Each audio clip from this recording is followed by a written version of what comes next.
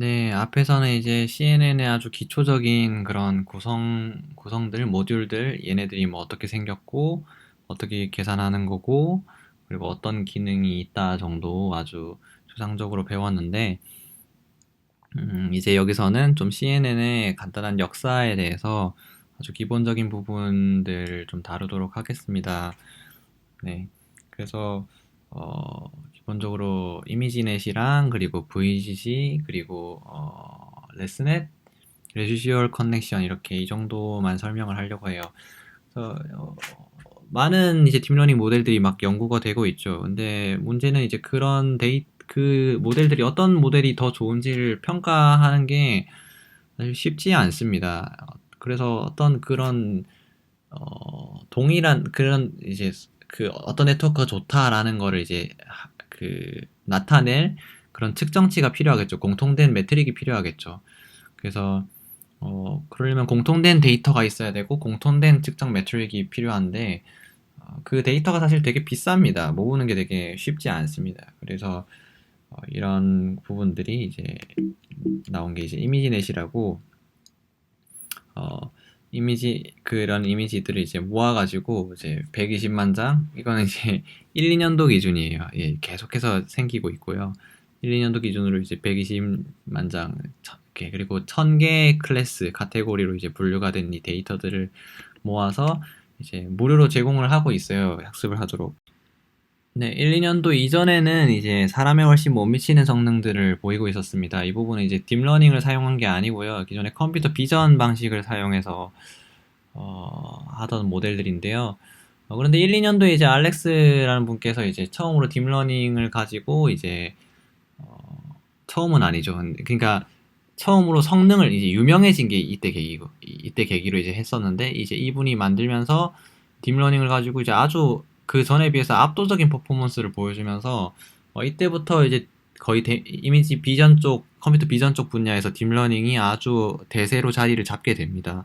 그래서 여기 이렇게 쭉쭉쭉쭉 보시면은 이때 이제 VGC 우리가 볼 거 요거 두 개가 있고요. 그래서 사람의 성능을 이때 넘습니다. 레슨에 나오면서. 네.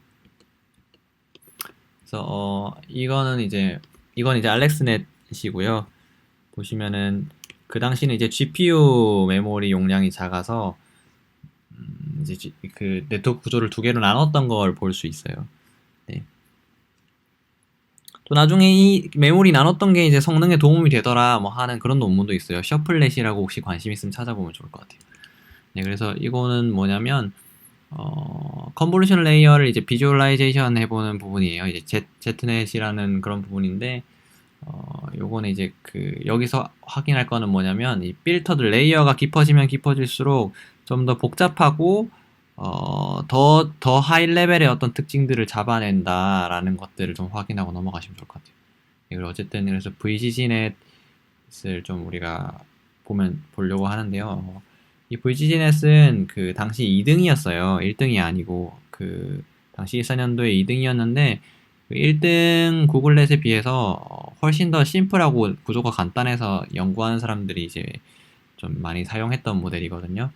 네, 보면은 그냥 네, 뭐 특별한 게 아니고 그냥 아까 여러분들이 그냥 보셨던 그 컨볼루션 레이어 그리고 맥스 풀링 레이어 그리고 풀리 커넥티드 레이어 그리고 액티베이션 펑션으로 다 구성된 그냥 그 네트워크를 깊게 쌓은 거예요. 그래서 여러분도 쉽게 구현하실 수가 있고요. 네, 이렇게 구현을 합니다. 그냥 단순히 망의 깊이를 늘린 거예요. 네, 그랬더니 성능이 좋더라. 네, 그리고 이제 1등 구글넷 모델을 좀 보면은, 이거는 이제, 보면은 어떤 아이디어냐면, 1 곱하기 1짜리 컨볼루션으로 일단은 사이즈를 줄이죠. 이제 이게 1 곱하기 1 컨볼루션은 조금 뒤에서 설명을 할게요. 그래서 1 곱하기 1짜리 컨볼루션으로 일단은 어떤 크기를 줄인 다음에 이제 그 필터를 다양하게 쓰죠. 1 곱하기 1, 3 곱하기 3, 5 곱하기 5, 그리고 맥스 풀링 다음에 1 곱하기 1 뭐 이렇게 하는 게 이제 그 사진마다 그 크기가 다르잖아요. 가까이 있는 고양이도 있고 멀리 있는 고양이도 있고 그리고 큰 피처도 있고 작은 피처도 있고 각각 필터마다 우리 아까 아까 우리 공부했듯이 필터마다 각각 다른 특징들을 잡아내도록 한다고 했잖아요. 그러니까 그 필터의 크기들이 각각 다 다르면은 이 크기마다 적합하게 잡아내는 피처들이 다 다를 거다라고 생각을 한 거예요, 얘네들이. 그래서 음, 이거를 이제 하나의 모듈로 이렇게 생긴 그림을 하나의 모듈로서 보고 네, 그렇게 해서 이제 각각 피처들을 잡아내도록 그렇게 학습을 시키는 거고요. 1 곱하기 1짜리 컨버전을 조금 살펴볼 텐데 이거는 이제 각 채널을 로드로 했을 때 이제 채널 와이즈로 봤을 때 풀리 커넥티드 네트워크가 사실 동일하죠. 동일한 부분들을 볼 수 있어요. 그래서 이거를 크기를 마음대로 조정을 할 수가 있어요. 그래서 그 필터 숫자를 작게 조정을 하면은 그 인풋에 있는 그 데이터들을 압축해 줄 수 있는 효과들이 있거든요. 그래서 그 메모리를 절약하고 또 여러 가지 정보를 압축하는 그런 이제 역할들을 1 곱하기 1짜리 컨볼루션들이 저 노란 색깔들이 수행한다고 보시면 되고요. 네. 그리고 아까 설명드린 대로 다양한 필터 1 곱하기 1, 3 곱하기 3, 5 곱하기 5 그리고 맥스 풀링 이런 다양한 관점을 통해서 본다고 보시면 됩니다. 이렇게 생긴 이 모듈 이 하나하나를 이제 이 AB를 쌓은 거예요. 인셉션이라는 게 여기 앞에서 본 요렇게 이 모듈 하나하나를 이 빨간 색깔 이 모듈 하나하나를 반복적으로 이렇게 쌓아서 22개의 레이어로 구성을 했습니다. 이렇게 해서 네, 나온 게 구글 이 친구들이 한 거고요. 여기 보시면 이렇게 인풋 이 빨간 색깔 네모 이 인풋에서 이제 이 파란 색깔로 1 곱하기 1로 압축한 다음에 다시 3 곱하기 3으로 이렇게 필터를 쫙 키워서 확대를 이렇게 하는 부분들을 볼 수 있습니다. 이렇게 해서 컨캐트네이션 그러니까 채널별로 그냥 이어 붙여서 컨캐트네이션 해서 그래서 이제 아웃풋으로 만든 겁니다. 그래서 이 구글넷이 성능이 뭐 이렇게 좋았다 라는 부분들 볼 수 있고요. 여기 인셉션 V4는 뭐냐면 인셉션 V3에다가 레지듀얼 커넥션을 추가한 게 인셉션 V4예요. 그래서 레지듀얼 커넥션에 대해서 좀 살펴볼 텐데요. 그 전에 이제 V1에서 V2로 넘어갈 때 이제 보여줬던 컨볼루션 팩토라이제이션에 대해서 잠깐만 넘겨짚고 들어갈게요.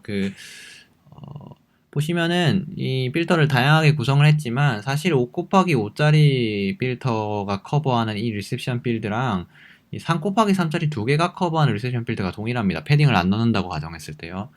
보시면은 3 곱하기 3짜리 필터로 이렇게 5 곱하기 5짜리 이미지를 한번 쫙 서칭을 하면 3 곱하기 3짜리 이미지 한 장이 나오죠.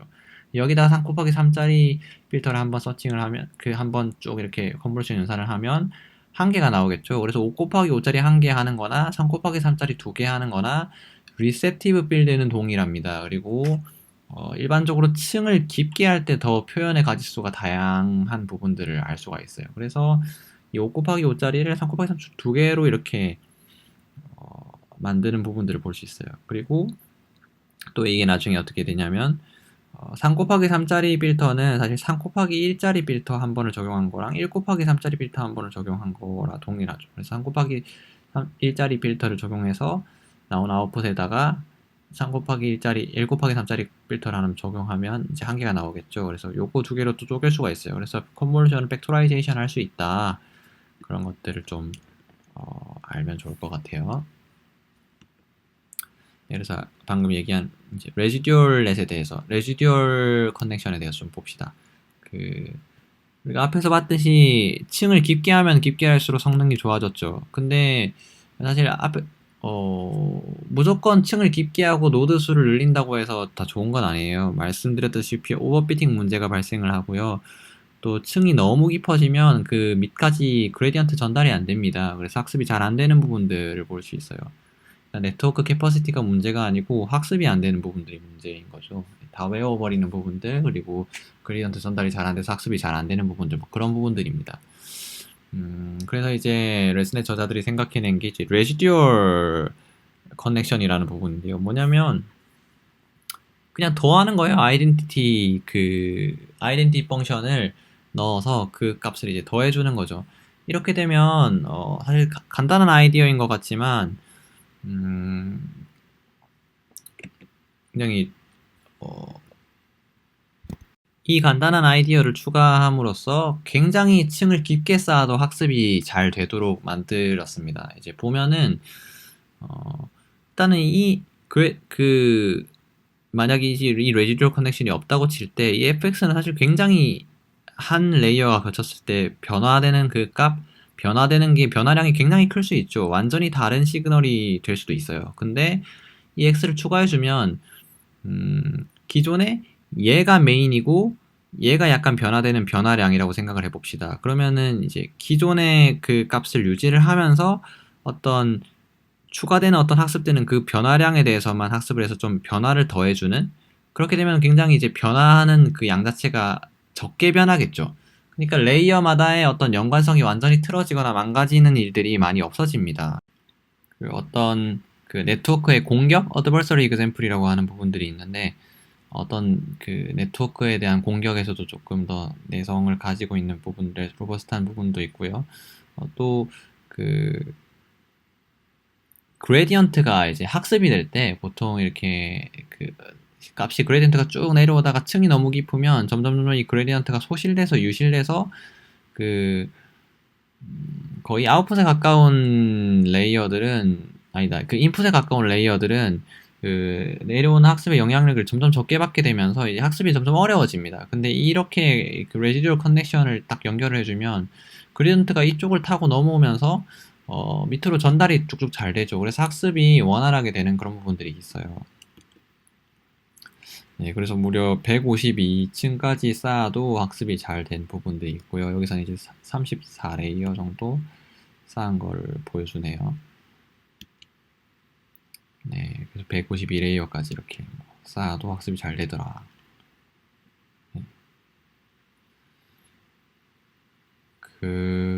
네, 그렇고요. 그래서 압도적인 성능들을 보여줬습니다. 네, 사람의 성능을 넘었죠, 이때. 휴먼 레벨.